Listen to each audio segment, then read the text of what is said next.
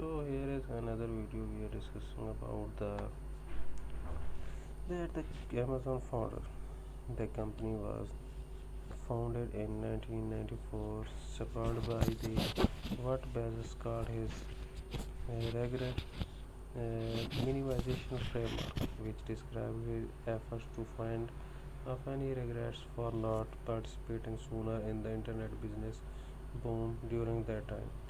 In 1994, Bezos left his employment as vice president of D.E. Shaw and Co., a Wall Street firm, and moved to Seattle. He began to work on the business plan for what eventually became Amazon.com. After reading a report about the future of the internet, which projected annual web commerce growth at 2300%, Bezos created a list of 20 products which could be marketed online. He narrowed the list to what he felt were the uh, five most uh, five most promising products, which included the compact disc, computer hardware, computer software, videos, and books.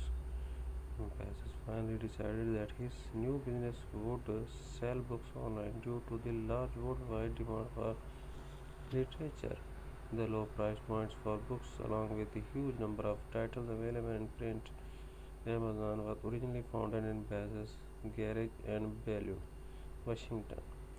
The company began as an online bookstore, an idea coupled off with discussion with John Ingram of Ingram Books along with Carrier Patel, who still holds a stake in the Amazon. 19.